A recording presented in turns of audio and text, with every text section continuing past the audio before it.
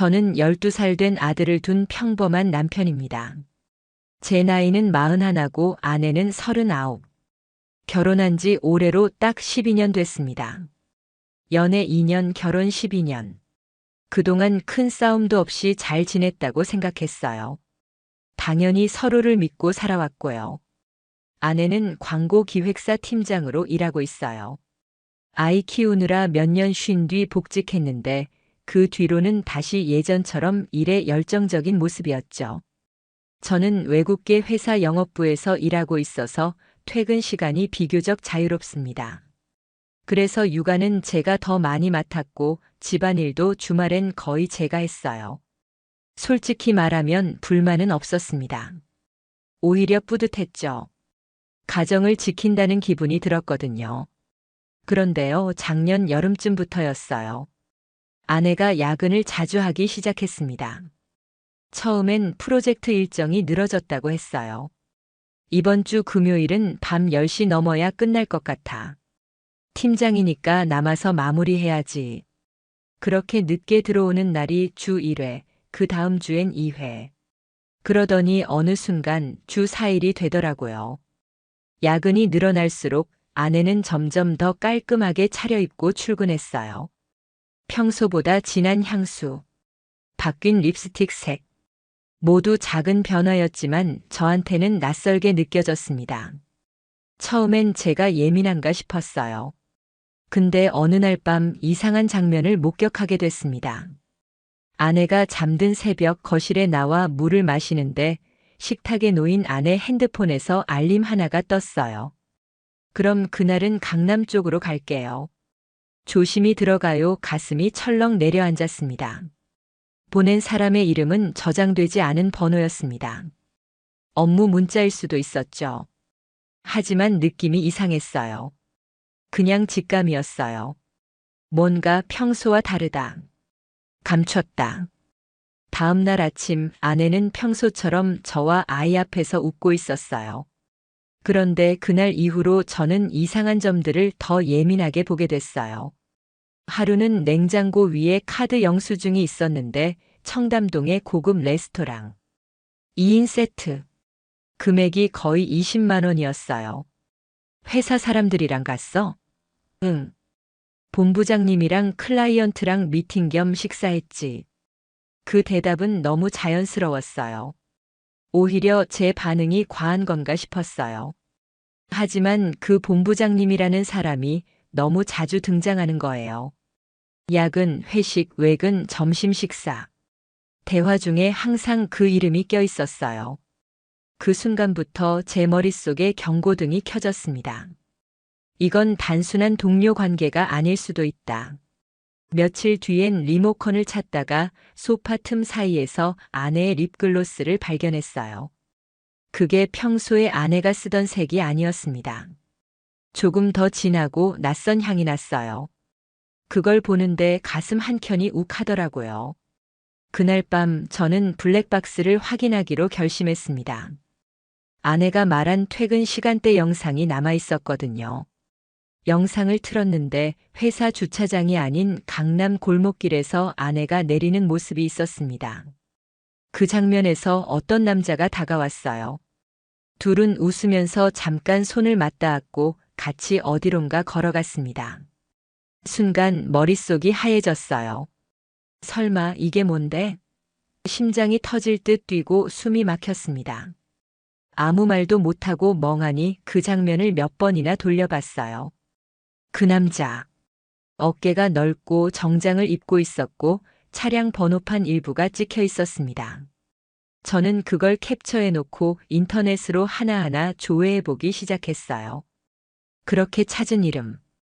윤재석. 그리고 아내의 회사 계약서 맨 마지막 페이지에도 같은 이름이 적혀 있었습니다.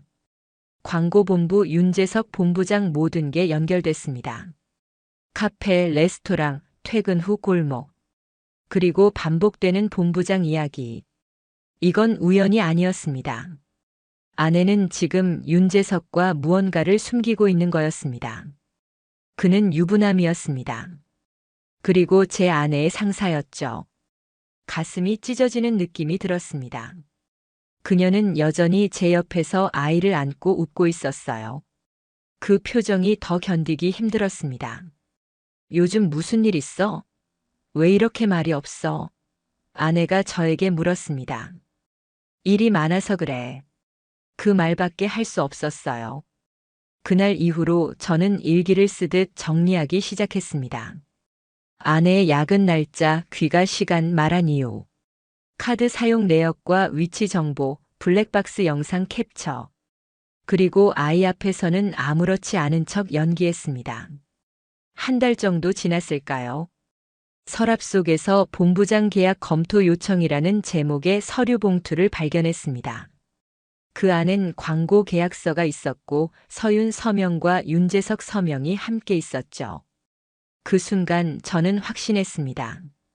이건 단순한 관계가 아니라고. 하지만 저는 아무 말도 하지 않았습니다. 모든 증거가 제 손 안에 들어올 때까지. 확실한 증거가 있어야 어떤 반박도 못하게 만들 수 있으니까요. 그때부터였어요. 제 안에서 조용한 결심이 자라나기 시작한 건 저는 생각보다 덤덤했습니다. 화가 치밀지도 않았고 눈물이 나는 것도 아니었어요. 그저 뭔가 차가운 얼음덩이가 가슴에 들어앉은 기분이었죠. 이제 무언가를 더 확인해야겠다고 냉정하게 움직이기 시작했습니다. 먼저 그 남자의 정체를 확인해야 했습니다.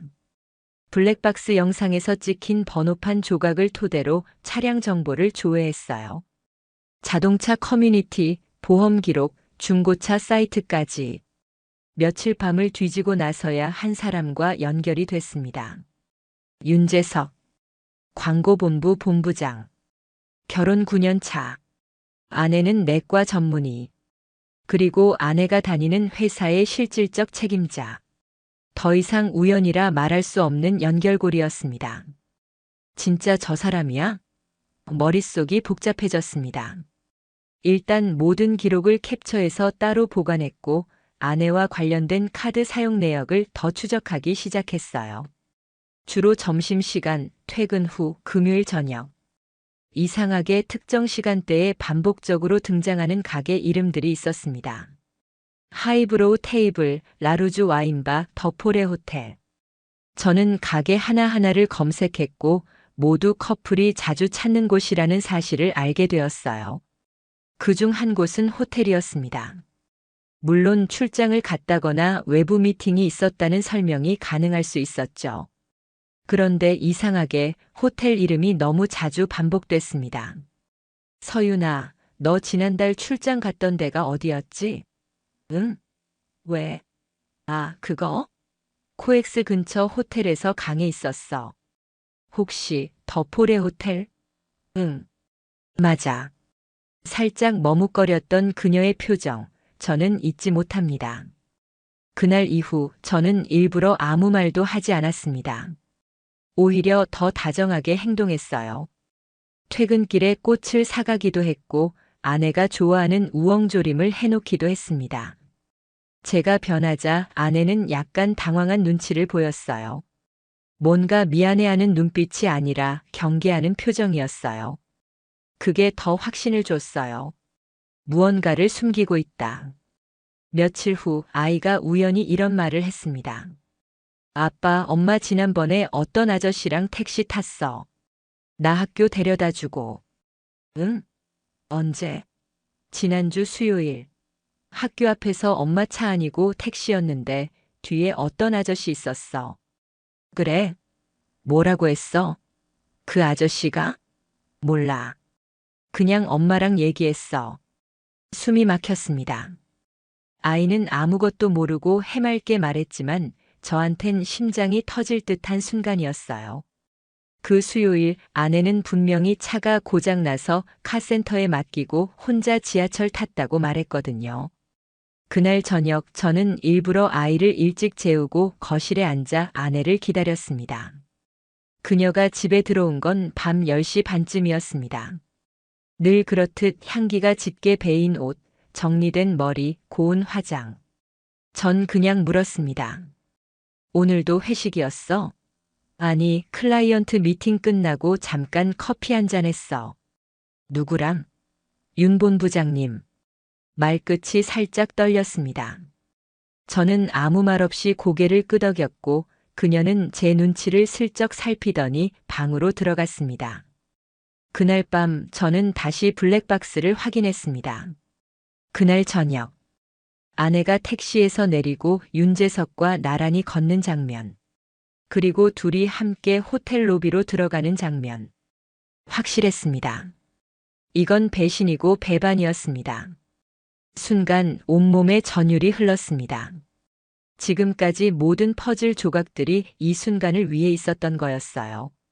분노가 치밀었고 숨이 가빠졌습니다. 그 장면을 멈춘 채 저는 몇 분 동안 꼼짝하지 못했습니다. 그렇게 며칠을 더 모았습니다. 텍스트 메시지 캡처, 영수증 사진, 블랙박스 영상 일부 편집. 조심스럽게 최대한 법적으로 문제되지 않게 모았습니다. 그러다 중요한 결정을 하게 됩니다. 저 남자의 아내에게 알려야겠다. 저는 윤재석의 아내 김혜진 씨를 찾기 시작했습니다. 그는 병원 홈페이지에 이름이 나와 있었고 진료과와 병원 위치까지 알 수 있었어요. 직접 찾아갈까 하다가 메일을 보내보기로 했습니다. 안녕하세요. 신뢰를 무릅쓰고 메일을 드립니다. 제가 드릴 말씀은 조금 무거울 수 있습니다. 현재 귀하의 남편과 제 아내가 부적절한 관계를 맺고 있는 정황이 있습니다. 증거는 일부 확보한 상태이며 그 내용에 대해 공유드릴 의향이 있습니다. 이 상황을 감정이 아닌 사실과 법적으로 접근하고자 합니다. 답장을 기다리겠습니다. 이틀이 지나도록 답장은 없었습니다. 정말 보내지 말았어야 했나 잠깐 후회도 했습니다. 그런데 그 주 금요일 메일함에 한 통의 회신이 도착했습니다. 증거를 보고 판단하겠습니다. 사진 및 자료를 공유해 주시겠어요? 손이 떨렸습니다. 이제 저 혼자만의 싸움이 아니었습니다. 또 다른 피해자와 손을 잡게 된 거죠. 그날 밤 저는 차분히 자료를 정리해서 보냈고 몇 시간 후 도착한 답장은 이랬습니다. 충분합니다. 당분간 접촉을 피하고 조용히 내부 대응을 준비하겠습니다. 감사합니다. 그날 이후 저는 한결같은 일상을 연기했습니다. 서유는 여전히 제 옆에 있었고 아이는 아무것도 몰랐습니다. 하지만 저는 알고 있었어요. 이제 이 싸움은 절반이 끝났다는 걸요. 그날 이후 혜진 씨와는 조심스럽게 연락을 이어갔습니다. 우린 서로 거의 말이 없었지만 말하지 않아도 이해되는 감정이 있었어요. 피해자만이 공유할 수 있는 어떤 침묵 같은 거요. 혜진 씨는 차분했지만 단호했어요. 남편에 대한 실망보다 지금 이 현실을 정리하겠다는 쪽에 가까웠죠. 그녀는 아이가 어리니까 당분간은 병원 일에 집중하면서 정리를 하겠다고 했습니다. 그 말이 낯설게 느껴지지 않았어요. 저 역시 아이 때문에 지금껏 참고 있었으니까요. 그날 이후 아내의 행동은 전보다 조금 더 조심스러워졌습니다. 야근은 여전했지만 귀가 시간은 좀 빨라졌고 핸드폰은 늘 손에 쥐고 있었습니다. 거실에 두고 화장실 가던 습관은 사라졌고 샤워할 때도 핸드폰을 들고 들어가더라고요. 그 변화가 더 확신을 줬습니다. 뭔가 불안해하는구나. 제 연기 또한 한층 더 부드러워졌습니다. 오늘 하루 어땠어? 이번 주말엔 아이랑 셋이 놀이동산 갈까? 아내는 살짝 당황한 표정이었지만 곧 웃으며 고개를 끄덕였어요. 사실 그때부터는 마음속으로 이혼을 결심하고 있었어요. 다만 감정이 아니라 준비된 상태에서 움직이겠다고 다짐했죠. 감정적으로 폭발하면 그쪽에게 구실을 줄 수도 있으니까요. 확실하게 차갑게 법적으로. 그리고 그 사람들이 잃을 수 있는 걸 다 잃게 만들고 싶었습니다. 혜진 씨와 상의 끝에 우리는 각자의 위치에서 움직이기로 했어요. 저는 이혼을 위한 증거를 더 확보하고 혜진 씨는 윤재석의 직장에서 내사 가능성을 만들기로 했습니다. 그 사람 사내에서 여자 문제 많았어요. 후배들 사이에서도 말 돌았고요. 저랑 결혼하고도 계속 그랬어요. 하지만 회사 입장에선 실적이 좋으니까 묵인했던 거죠. 그 말이 마음에 걸렸습니다. 이 사람이 아내만이 아니었을 수도 있다는 생각. 그 생각에 잠시 이성이 흐려지기도 했어요. 하지만 저는 다시 정신을 붙잡았습니다. 일단 지금은 그 둘의 관계만 봐야 한다. 아내는 아직 눈치채지 못했습니다. 제가 이미 모든 걸 알고 있다는 걸. 심지어 제가 윤재석의 아내와 연락하고 있다는 사실도요. 그 주 주말 놀이동산에 갔습니다. 아이는 신났고 아내도 최대한 밝은 얼굴을 하려고 애썼습니다. 하지만 저는 그 눈빛에서 미세한 불안감을 느꼈어요. 어쩌면 아내도 지금 자신이 살아가는 이 삶이 불안정하다는 걸 느끼고 있었을 겁니다. 민서야, 아빠가 사진 찍어줄게. 엄마랑 같이 찍어야지. 아내는 아이 옆에서 어색하게 웃었고 저는 셔터를 눌렀습니다. 그 사진엔 아이의 웃음과 아내의 어색한 미소가 함께 담겼어요. 그 미소가 참 낯설었습니다. 그 주 월요일 저는 회사에 연차를 내고 변호사를 찾아갔습니다. 상간자 소송, 위자료 청구, 양육권. 하나하나 조용히 상담을 받았고 예상보다 훨씬 현실적이라는 걸 깨달았어요. 특히 제가 증거를 잘 모아왔다는 점에서 변호사는 준비가 잘 되어 있다고 했습니다. 지금 단계에서 감정적으로 먼저 움직이지 마세요. 법적으로 충분히 우위에 서 있습니다. 그 말이 조금은 위로가 됐습니다. 그리고 일주일 후 혜진 씨에게서 연락이 왔습니다. 윤재석 감찰팀에 익명 제보 들어갔대요.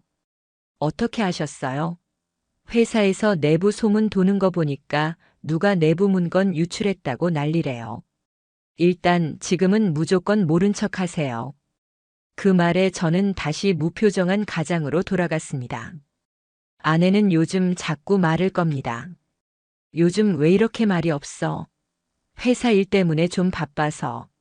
뭔가 불편한 거 있어? 아니. 웃으면서 말했지만 제 눈은 웃지 않았습니다. 그날 밤 아내가 먼저 잠든 뒤 저는 거실에서 블라인드 앱을 켰습니다. 광고업계의 윤재석이라는 사람, 후배 여직원들 괴롭혔다는 말이 있던데 진짜임? 이 사람 유명했죠.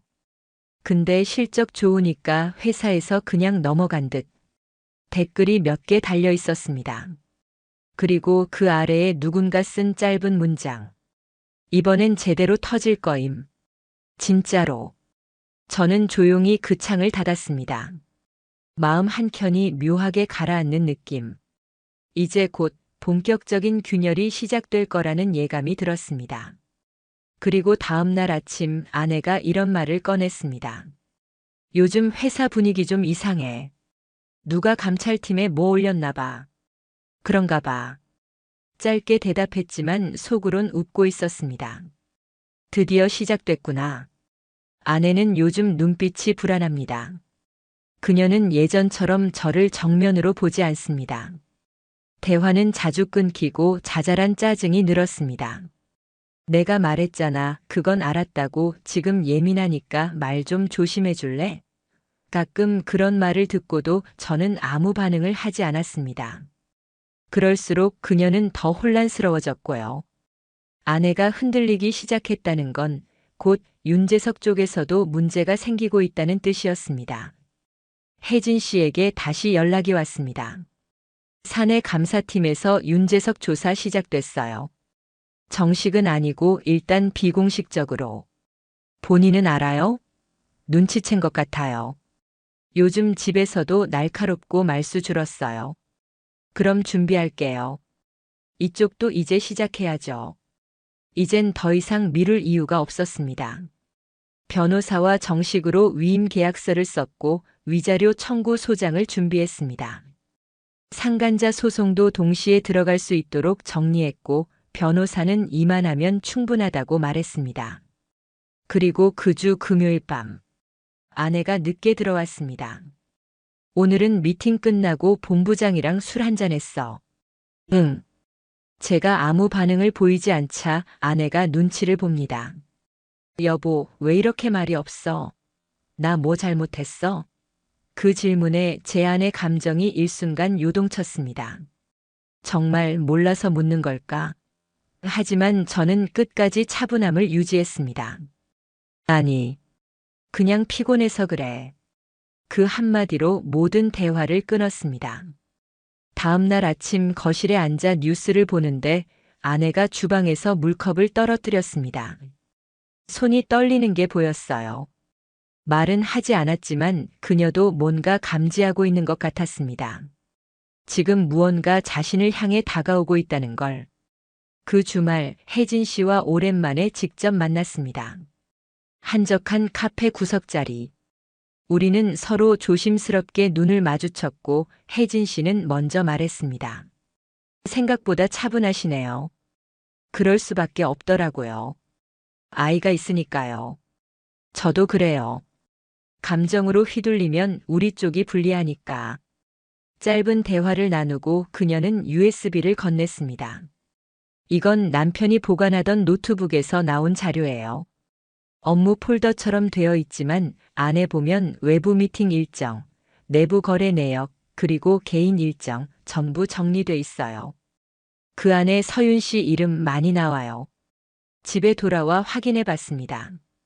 USB 안엔 엑셀로 된 문서들이 정리돼 있었고 개별 일정 YS, 호텔 예약, 윤재석 명예. 심지어 특정 요일에 반복적으로 광화문 더블유 호텔 같은 항목까지 있었습니다. 이건 말 그대로 만난 기록이었습니다.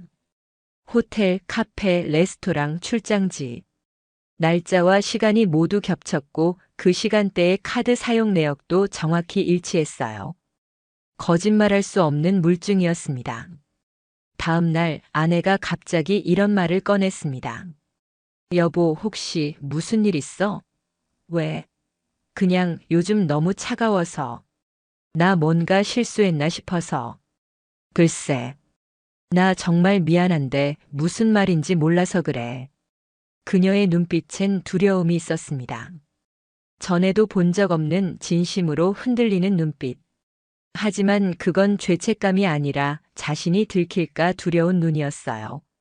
그리고 그날 오후 회사에서 윤재석의 얼굴이 사내 메신저 프로필에서 사라졌다는 이야기를 들었습니다. 사람들은 대수롭지 않게 휴가인가? 라고 말했지만 아는 사람은 알고 있었습니다. 그는 현재 감찰 대상이었고 고위급 인사 논의가 올라간 상태였습니다. 혜진 씨에게 다시 메시지가 왔습니다. 그 사람 오늘 인사팀 면담 들어갔어요. 곧 조치 있을 것 같아요. 서윤 씨는요? 회사 내에 소문은 안 났어요. 근데 본인도 요즘 눈치 보느라 무척 불안해해요. 그럴 겁니다. 그날 밤 아내가 평소보다 일찍 들어왔습니다. 술 냄새가 났고 얼굴은 약간 상기돼 있었어요. 오늘 팀 분위기 좀 이상했어. 무슨 일 있었어? 그냥 본부장님에 대한 얘기 좀 돌았어. 그렇게 대화를 흘리고 저는 방에 들어왔습니다. 이제 모든 퍼즐이 맞춰졌습니다. 윤재석은 무너지고 있었고 서윤은 그 밑에 함께 서 있었습니다. 그리고 저는 그 위에서 조용히 지켜보고 있었습니다. 어딘가에서 금이 가기 시작하면 그건 결코 멈추지 않습니다. 흔들리던 작은 조각은 어느 순간 전체를 무너뜨리고 말죠. 서윤과 윤재석. 이 두 사람의 일상이 그렇게 조용히 그러나 확실하게 무너져가고 있었습니다. 회사에서는 공식적으로 윤재석 본부장의 일정 정리라는 말만 돌고 있었어요. 실제로는 인사팀 주도로 감찰이 진행되고 있었고 윤재석은 업무에서 손을 떼고 있었습니다. 혜진 씨 말로는 그 사람 집에선 거의 말도 없고 휴대폰만 붙잡고 있대요. 그 모습이 눈앞에 그려졌습니다. 한때 잘 나가던 상사 직원들 앞에서 당당하던 남자. 이제는 본인의 자리를 지키기 위해 발버둥치는 사람. 그리고 그 옆에 제 아내가 있었습니다. 아내는 요즘 얼굴이 많이 말랐습니다. 잠도 잘 못 자는 눈빛이었고 평소에 하던 메이크업도 점점 흐려졌어요. 퇴근하고 들어오면 소파에 앉아 말없이 한참을 핸드폰만 들여다보다가 갑자기 아 몰라 진짜 하고 혼잣말을 하기도 했습니다. 아이 앞에서는 최대한 밝은 척하지만 그조차 오래가지 않았어요. 민서는 어느 날 저한테 이런 말을 했습니다. 아빠, 엄마 요즘 왜 맨날 화났어? 왜? 엄마가 뭐라고 했어? 그냥 말할 때 자꾸 짜증내. 나 말할 때도 알았어만 해. 그 말을 듣고 저는 아무 말도 할 수 없었습니다. 아내의 변화를 아이도 느끼고 있는 거였어요. 그리고 그건 저한테는 더 이상 참을 수 없는 신호처럼 다가왔습니다. 그 주 월요일 아침 저는 변호사 사무실에서 이혼 소장을 최종 확인했습니다. 양육권은 제게, 위자료 청구는 상간자 포함. 재산 분할은 결혼 기간 중 저축 및 부동산 내역을 바탕으로 조정 요청. 모든 항목이 정리돼 있었습니다. 변호사는 마지막으로 이렇게 말했어요. 이제는 감정보다 순서대로 움직이셔야 합니다. 상대가 혼란스러울수록 차분해야 돼요. 그 말을 곱씹으며 집에 돌아왔습니다. 그날 저녁 아내는 평소보다 빨리 들어왔고 저녁을 먹으며 조심스럽게 말을 꺼냈어요. 지훈아, 우리 요즘 좀 이상하지 않아? 뭐가? 그냥 뭔가 거리감 생긴 느낌? 너무 바빠서 그럴 수도 있지. 그 말에 아내는 한참을 가만히 있었습니다. 그리고는 고개를 떨군 채 이렇게 말했어요. 혹시 나한테 뭐 실망한 거 있어? 그런 건 없어. 그럼 그냥 나 혼자만 이상한 거야? 그래, 아마도. 그 대화는 그날 밤 내내 제 머릿속을 맴돌았습니다. 제가 지금 하고 있는 게 맞는 일인지, 아이에게 상처를 주는 건 아닌지 수백 번 스스로에게 물어봤어요. 하지만 결론은 같았습니다. 더는 이 상태로 살 순 없다고. 그 다음 날 아내는 회사에 반차를 내고 집에 있었습니다. 거실 소파에 앉아 아무것도 하지 않은 채 한참 동안 멍하니 있었어요. 제가 퇴근하고 돌아왔을 때도 여전히 같은 자리, 같은 자세. 그 모습을 보면서도 저는 아무 말 하지 않았습니다. 그게 더 고통스러웠을 겁니다. 왜 아무 말도 하지 않을까, 왜 화도 원망도 하지 않을까. 그날 밤 저는 변호사에게 메시지를 보냈습니다. 내일 아내에게 이혼 의사 전달하겠습니다. 서류 준비해 주세요. 그리고는 아이가 자고 있을 때 조용히 아내 방문을 열었습니다. 서윤아, 나 할 말 있어. 그녀는 놀란 눈빛으로 저를 바라봤습니다. 무슨 일인데? 우리 이혼하자. 말을 꺼낸 순간 방 안의 공기가 바뀌는 걸 느꼈어요. 서윤은 말문이 막힌 듯 한동안 아무 소리도 내지 않았습니다. 그리고는 떨리는 목소리로 겨우 물었습니다. 나 뭐 잘못했어? 이미 다 알고 있어. 뭘? 너랑 윤재석. 호텔, 카드 내역, 블랙박스 영상까지. 다 있어. 그 순간 그녀의 눈빛이 흔들렸습니다. 입을 때려다 닫고 다시 때려다 결국 아무 말도 하지 못했습니다. 그리고는 고개를 푹 숙였습니다. 그게 그녀의 대답이었습니다. 민서는 내가 키울 거야. 변호사 통해서 이혼 서류 보낼 거니까 사인해. 다른 말은 필요 없어. 이미 다 끝난 일이야. 그날 이후 아내는 거의 말을 하지 않았습니다. 집안은 조용했고 아이 앞에서는 아무 일도 없던 것처럼 행동했습니다. 하지만 그녀의 눈빛은 완전히 달라져 있었습니다. 초조함, 두려움, 불안. 그리고 무언가를 포기한 듯한 표정.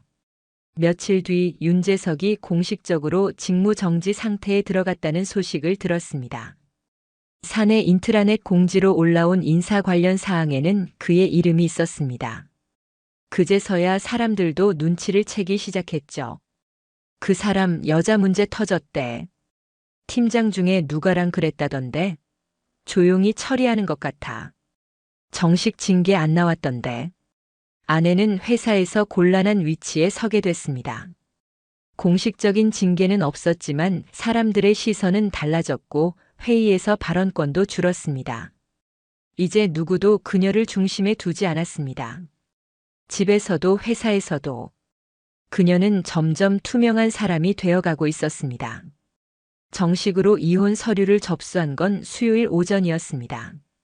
변호사가 직접 아내의 직장으로 보내는 걸 추천했지만 저는 마지막 예의를 지키고 싶었습니다. 그래서 직접 집으로 서류 봉투를 가져와 조용히 건넸습니다. 이거 읽어보고 서명해. 변호사 연락처도 있으니까 필요한 건 직접 문의하면 돼. 그녀는 아무 말 없이 봉투를 받아들고 고개를 끄덕였습니다. 눈동자는 축 처져 있었고 손끝이 살짝 떨리는 게 보였습니다. 그 순간조차 저는 연민보단 확신이 들었어요. 이 선택이 맞다. 아내는 그날 밤 조용히 거실로 나와 제게 이렇게 말했습니다. 여보, 혹시 한 번만 기회를 줄 수는 없어? 이미 기회를 줬잖아. 그걸 내가 이렇게 만든 거고. 아이 때문에라도 아이한테 더는 거짓말하고 싶지 않아. 난 지금까지 너무 많이 참았어. 그리고 이제 끝났어. 그 말에 그녀는 아무 대꾸도 하지 않았습니다. 고개만 끄덕이고 다시 방으로 들어갔습니다. 문이 닫히는 소리 뒤로 가볍게 흐느끼는 소리가 들렸지만 저는 그저 텔레비전 화면만 바라봤습니다. 이제는 나도 울지 않는다. 며칠 후 변호사로부터 연락이 왔습니다. 상대방 사인 완료됐습니다. 이제 가정법원으로 정식 접수하겠습니다. 짧은 한 줄. 하지만 그 순간 저는 눈을 감았습니다. 드디어 끝이 보이기 시작한 거였습니다. 같은 시기 윤재석도 회사를 나왔습니다. 정식 징계는 없었지만 사실상 권고사직이었습니다. 혜진 씨에게 들은 말로는 위에서 정리 조건으로 퇴직금을 삭감했고 앞으로 어떤 업체에서도 글을 쓰지 말라는 내부 지침까지 돌았다고 했습니다. 업계 블랙리스트. 그 말은 모든 걸 의미했죠. 지금 그 사람 거의 집 밖으로 안 나가요. 혜진 씨는 어때요? 전 변호사 통해 이혼 서류 정리 중이에요. 재산 분할도 거의 안 줘요. 애는 제 쪽으로 데려오고요. 생각보다 깔끔하게 되네요. 혜진 씨의 말에 저는 고개를 끄덕였습니다. 우리 둘은 그렇게 서로에게 대단한 위로 없이 차가운 현실만 주고받는 사이가 되어 있었습니다. 하지만 그게 더 든든했어요. 감정적인 공감보단 냉정한 공조. 우리는 같은 상처를 공유한 사람들입니다. 아내는 점점 말수가 줄어들었습니다. 아이와도 대화를 잘하지 않았고 집안에서는 거의 그림자처럼 움직였어요. 아이의 생일이 다가오던 어느 날 그녀가 조심스럽게 말을 꺼냈습니다. 민서 생일 파티 내가 준비할게. 아니, 내가 할게. 그래도 마지막인데 그래서 더더욱 내가 해. 미안해. 짧은 대화였지만 그 안에 수많은 감정이 오갔습니다. 그녀도 알고 있었던 겁니다. 이게 끝이라는 걸. 아이 생일 당일 저는 친구 몇 명을 초대해 조촐하게 파티를 열었고 아내는 끝까지 구석에서 조용히 앉아 있었어요. 아이는 그런 엄마를 이상하게 여겼지만 다행히 밝은 표정으로 하루를 보냈습니다. 파티가 끝난 저녁 서윤이 민서 방 앞에서 한참을 서 있다가 조심스레 방문을 열고 들어갔습니다. 그리고 문틈 사이로 작게 들려온 말. 민서야, 엄마가 정말 미안해. 정말 많이 사랑해. 알지? 아이의 대답은 들리지 않았습니다. 그 순간 저는 처음으로 가슴이 철렁했습니다. 아무 말도 하지 못하고 저는 그대로 방문 앞을 지나쳤습니다. 그 다음 날 아내는 제게 말했습니다. 여보, 나 다음 주에 짐 뺄게. 회사에도 퇴사하겠다고 말했어. 당분간 좀 멀리 있을 생각이야. 그래. 민서 자주 보고 싶지만 내가 감히 그런 말할 처지는 아닌 것 같아서. 아이한테는 내가 엄마라는 사실 변하지 않아. 하지만 지금은 너보다 내가 나아. 그건 너도 알잖아. 그녀는 아무 말 없이 고개를 끄덕였습니다. 그 모습이 어쩌면 이 사태 이후 처음으로 진심 같아 보였습니다. 그리고 그 주 금요일, 아내는 말없이 캐리어를 끌고 집을 나섰습니다. 아이에겐 출장이라고 말했지만 저는 알고 있었습니다. 이제 이 집은 더 이상 그녀의 공간이 아니라는 걸. 그녀가 나간 후 저는 거실을 정리하며 사진 한 장을 꺼냈습니다. 민서가 돌 때 찍었던 가족 사진. 그 속에 우리는 진짜 웃고 있었어요. 하지만 이제 그때의 저는 없었습니다. 조용히 사진을 서랍에 넣고 창밖을 봤습니다. 구름 한 점 없는 하늘. 그 아래 이 집엔 저와 민서만 남았습니다. 그녀가 떠난 후 집안은 이상하리만큼 조용했습니다. 주방에서 나는 물 끓는 소리, 아이의 장난감 굴러가는 소리, 그리고 저 혼자 걷는 발소리까지. 예전엔 분주하고 어지럽던 공간이 이제는 모든 소리를 또렷하게 담아냈습니다. 민서는 아직 모든 걸 알지 못합니다. 엄마는 출장 언제 끝나? 조금 오래 걸릴 거야. 하지만 우리 계속 통화할 수 있잖아. 그렇게 말했지만 아내는 아직 연락 한 통 없습니다. 아마 지금쯤 어디선가 조용히 숨어 있겠죠. 세상으로부터도 자기 자신으로부터도. 그 주 월요일, 법원으로부터 이혼 확정 판결문이 도착했습니다. 서류를 받아든 순간 저는 말없이 고개를 숙였습니다. 이제 정말 끝났구나. 서명이 찍힌 서윤의 이름. 마치 생소한 사람의 이름 같았습니다. 변호사와 마지막 정산을 마치고 사무실을 나서는 길, 저는 조용히 전화를 걸었습니다. 혜진 씨였습니다. 혜진 씨, 다 정리됐어요. 이제 진짜 끝이에요. 고생 많으셨어요. 그쪽은요? 다음 주에 최종 판결 나요. 저도 아이 데리고 이제 이사 가려고요. 아직 복잡하지만 그래도 마음은 편해요. 저도 그래요. 편안하다고 말할 순 없지만 덜 무겁습니다. 서로 몇 마디 더 주고받고 우린 여전히 감정적 거리는 유지한 채 전우처럼 통화를 마쳤습니다. 우린 결코 친구도 연인도 가족도 될 수 없는 관계입니다. 하지만 누구보다 서로를 잘 이해하는 사람들이기도 하죠.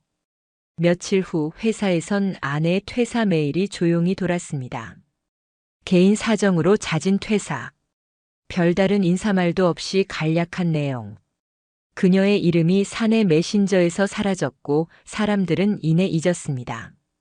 하지만 몇몇은 조용히 수군댔습니다. 그 일 때문 아니야? 윤재석 사라지더니 얘도 같이 나가네. 뭔가 있었던 건 맞지. 갑자기 둘 다 없어졌잖아. 그런 말들은 결국 누구에게도 전달되지 않지만 그 존재만으로도 사람을 무너뜨리기에 충분합니다. 윤재석은 완전히 업계에서 사라졌습니다.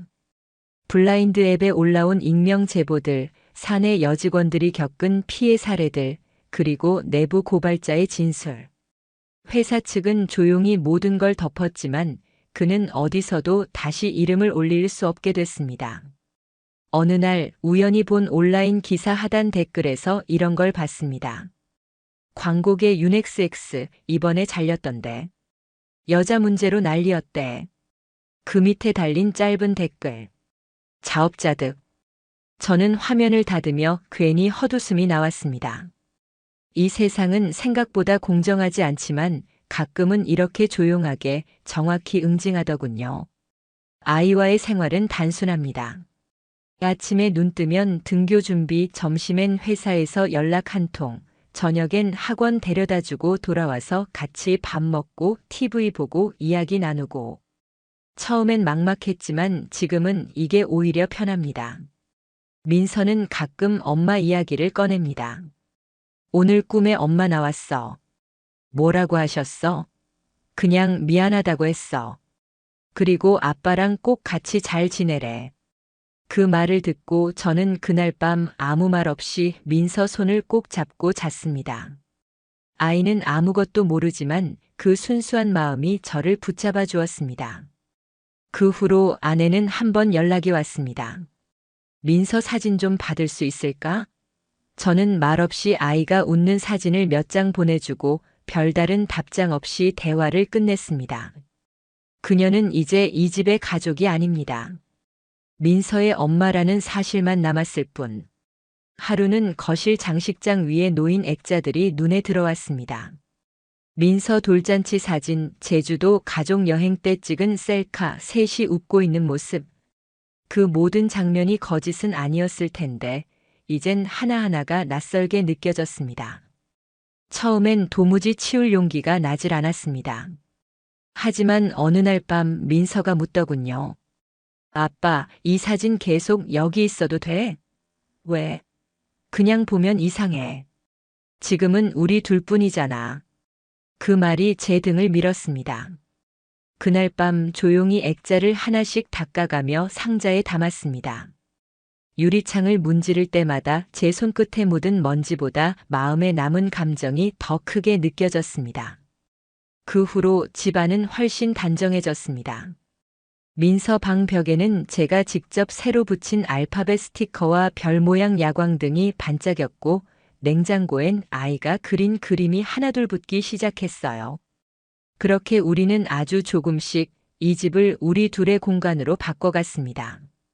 하루는 회사에서 오래 알고 지낸 동료가 식사 중 이런 말을 꺼냈습니다. 지훈 씨 요즘 얼굴이 편해 보여요. 예전보다 눈빛이 좀 가벼워졌다고 해야 하나? 저는 잠시 숟가락을 내려놓고 웃었습니다. 맞아요.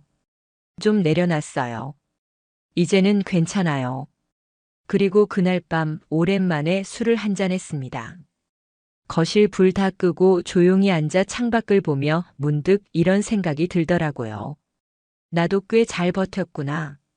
누구의 도움도 조언도 없이. 스스로 증거를 모으고 침묵 속에서 싸우고 아무도 몰랐던 전쟁을 조용히 끝냈다는 사실이 조금은 대견했습니다. 물론 아직도 남은 게 있습니다. 밤중에 문득 깨서 휴대폰을 보며 혹시 아내에게 연락이 온 건 아닌가, 민서가 문득 엄마 보고 싶다고 할 때 그 순간마다 심장이 잠깐 멎는 듯한 기분이 들죠. 하지만 이젠 그 감정이 저를 지배하진 않습니다. 그저 지나간 감정으로 머물게 둡니다. 어느 날 저녁 민서가 자는 모습을 보며 휴대폰을 꺼내 사진을 찍었습니다. 아무런 필터도 없이 조용히. 그리고 카메라를 들여다보다가 제 사진첩 안에 아내와 찍은 옛 사진들이 남아있는 걸 봤습니다. 한 장씩 넘기다 말고 손을 멈췄습니다. 그 속에 그녀는 환하게 웃고 있었고 옆에 서 있는 제 얼굴도 젊고 따뜻했어요. 그 장면을 한참 바라보다가 조용히 삭제 버튼을 눌렀습니다. 이제 진짜 끝이야. 속으로 그렇게 중얼이며 다시 사진 앱을 닫았습니다. 그 순간 한 가지가 깨달아졌어요. 우리는 끝났지만 내 삶은 계속된다는 것. 그리고 그 삶 안엔 아직 웃을 수 있는 날들이 충분히 남아있다는 것을요.